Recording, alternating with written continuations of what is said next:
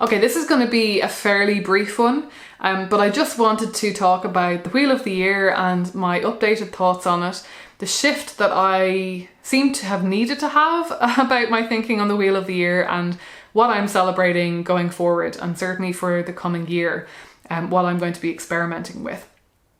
So I mentioned in my last video, I think, unless I edited that out, that I realised around Lunasa this year that I was really just not feeling called to doing a Sabbat. I was at a point where I had run out of excuses for reasons not to be celebrating the Wheel of the Year anymore, and I really was just hoping that Lunasa was going to be the one, because I had fully recovered from my surgery, which I talked about 2 videos ago. I'd fully recovered from my surgery. I was physically well. The solstice got caught up with, it's my dad's birthday around that time, so I was spending time with my parents, and you know, by the time it came to Lunasa, I just really had no reasons anymore not to be coming to the altar, doing something, figuring out. And I just realised that I had no draw to do it. I had no interest in celebrating it. And it really, and when I thought about the solstices, I was thinking, you know, oh God, I'm just really looking forward to the winter solstice. I really, really love the winter solstice. I always have. And the summer solstice, I do tend to be, like I said, more caught up with family matters, but it is often a really powerful one for me as well, especially if I go to the effort of actually waking up for dawn, which in Ireland at the summer solstice is really early. So it's really quite an event to get myself up for that. Like, I've had some very powerful experiences at the solstices and also at the equinoxes. The spring equinox for me has often been, for some reason, some of my most powerful rituals in the past. I just would have something about the symbolism of them just has always really worked for me. It connects me simultaneously to solar events and something that is actually happening out there in space. So it's something that we are celebrating here on Earth about the place that our planet is in relation to the sun. And there's something just very physical and real about that excites me. And then for some reason I also find it easier to connect to mythology and symbolism and just the more symbolic psycho-spiritual stuff around that time of year as well, for some reason, even though the cross quarters are the ones that are connected to Irish mythology, Irish folklore. And so the spring equinox has always been a powerful one for me. And then the autumn equinox, while I don't have such overt connections with it and really specific practices, it's always been the starting point. It's always been this start button on the Wheel of the Year for me. And so I just thought to myself, well, why am I celebrating the cross quarters if I'm not excited to celebrate them? I mean, don't get me wrong, I love making a good old Bridget's cross for Imbolc. You know, I love Samhain and Halloween and all of those spooky vibes. I'm kind of ambivalent about Lunasa, if I'm completely honest, and even Bealtaine as well. It's like one of those ones I'm like, I feel like I should be more excited about it than I actually am. And especially Samhain. Samhain is one of those ones that everyone feels like, oh, if you're a pagan, if you're a witch, you have to be really into Samhain and Halloween and all that stuff. And I always was excited at the idea of it. But the reality is, because my birthday falls on Samhain, it was always a confusing one where I wasn't really sure when I should be doing ritual or when I should be celebrating it. And I would always end up doing it on the cross quarter, which would come as much as a week after my actual birthday. And then it would feel like a bit of like an afterthought. So in a way, I'm surprised that it took me this long to realise that maybe I would try to just celebrate 4 instead of 8, and that nobody was holding a gun to my head and making me celebrate all 8. I think it was just that a long time ago I decided, way back when I first started celebrating the Wheel of the Year again, back in 2012, I think, I made a promise to myself that I was going to get through the entire year, that I was going to celebrate each one, and I was going to go through that cycle of the year and experience each one in depth. and think about the themes and think about what was happening out in the world.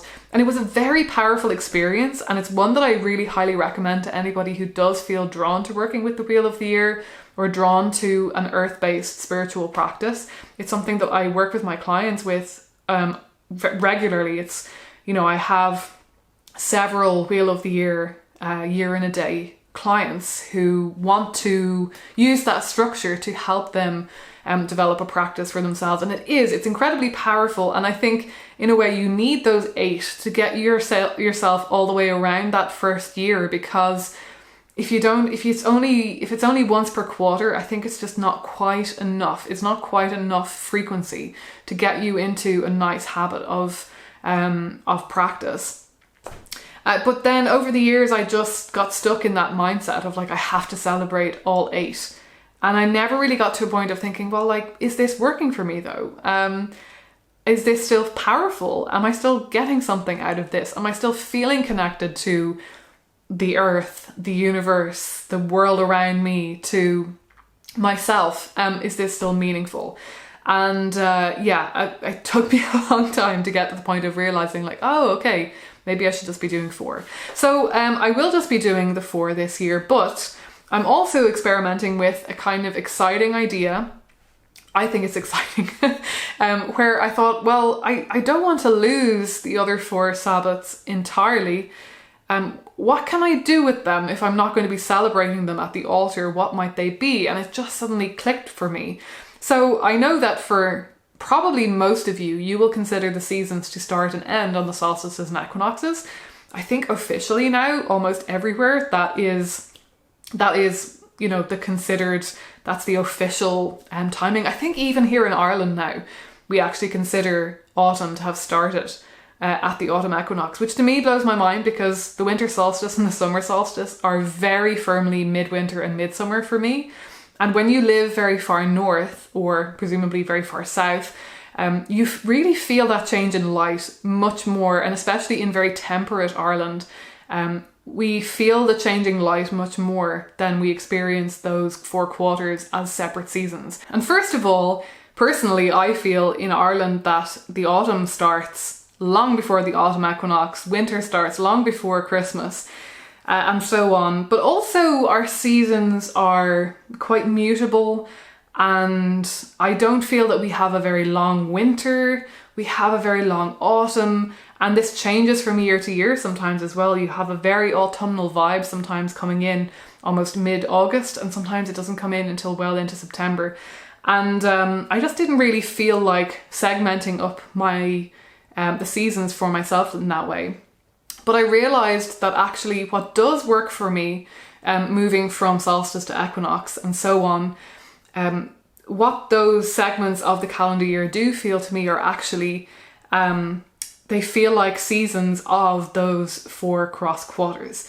So the segment from the winter solstice to the spring equinox to me feels like the season of Imbolc.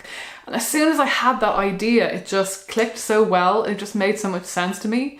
And I would never say that Imbolc is synonymous with spring, but centering, because it's centered in the middle between the solstice and the equinox, it just makes perfect sense to me. And I wouldn't necessarily think of a solstice as being a season, but Imbolc being a season, Bealtaine being a season, Lunasa being a season, Samhain being a season. I mean, in the Irish language, 3 out of those 4 words actually are the name of a month as well. So, Lunasa literally is a month, Bealtaine literally is a month, Samhain is a month. So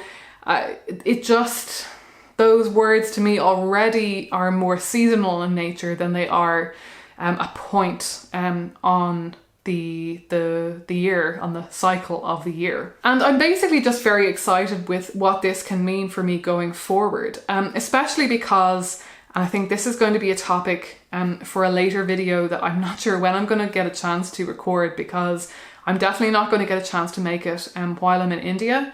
I'm not going to have time to make it before I go to India, so this might not happen until late in the year or even next year, unless I do find myself having time to think about this while I'm in India.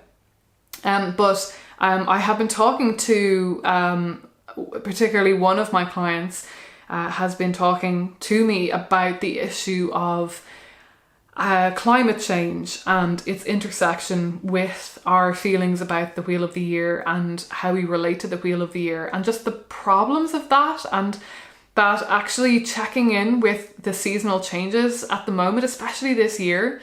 I think most of us around the world have had terrible heat waves in the summer just gone.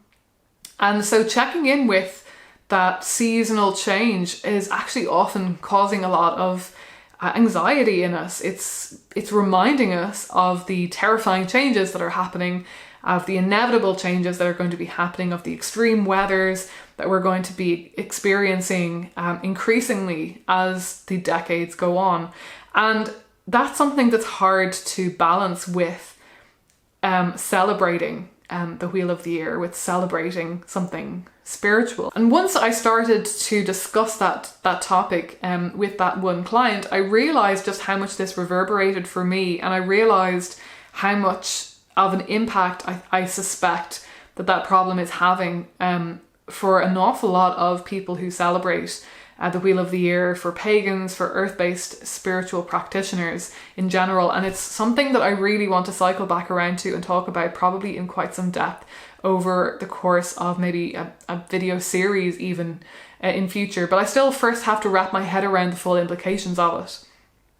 But I think removing the seasonal association with those 4 quarters really helps for me, because I don't know, I think those cross-quarter names of Imbolc, Bealtaine, Lunasa and Samhain, they have more of a cosmic association, of a mythical association, a folkloric association, and they're a little bit freer from seasonal expectations and from feeling like, oh well, you know, this summer was just so much hotter, or it started so much sooner, or it's dragged on longer, and I don't feel at this time of year like the world outside is exactly where it should be.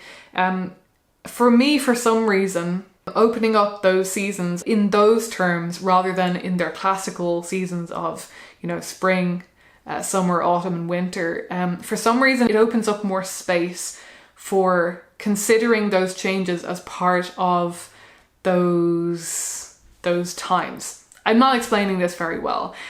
Basically what I'm trying to say, I think, is that over the coming year and over the coming years, I'm going to be going on this journey of exploration into what Imbolc, Bealtaine, Lunasa and Samhain actually mean to me, and what their associations are, what their symbolic associations are, how I think about them, how I interact with them, what they mean to me symbolically, on what level I feel them. And yes, absolutely, they will be connected to the world around me, the earth, the changing weather, what's happening outside. But I just, for some reason, feel excited at the idea of being able to embrace a variety of different weathers and different seasonal changes within those seasons, outside of maybe what was the norm for me growing up, for what we're all used to. And it might be an opportunity to think, I mean, we can never really feel positive about climate change in and of itself, but at the same time, I am trying to cultivate some climate optimism in myself, because I feel that that is the best way for me to remove a sense of inertia and a sense of despair, and bring myself to actually be more effective and to contribute more to actually finding solutions to the problems that we are facing and are going to be facing. And a big part of that for me is going to be having a celebration of the Wheel of the Year that doesn't bring about a sense of panic, and because things just no longer feel necessarily the way that they always have. I'm going to leave this one there for now, but I think I will be making videos in the future on each of the celebrations as they come and go. I still haven't figured out what word I'm going to use instead of Sabbat, because Sabbat, I've never loved that word. It's never really resonated for me, and I think I really just do need a new one, but I just need to figure out what word I'm going to use. I'm going to be making videos on all of these concepts going forward, individual videos probably on each one. But I just wanted to make a brief explanatory video at the beginning, also because I'm not sure that, again, while I'm in India, that I'm going to be really able to make the same it's going to be a completely different climate over there and the seasons are very different. So I'm not going to be experiencing my first season of Samhain in the way that I normally would be back in Ireland. So that's going to be different as well. So I mightn't really be picking up that series of talking about the Wheel of the Year properly again until the solstice. So yeah, okay, I'll leave it there. Thanks a million for watching. As always, please leave your comments and thoughts down below. I'm always so curious and so interested to hear what you all have to say about these things. And I'll be talking to you again soon.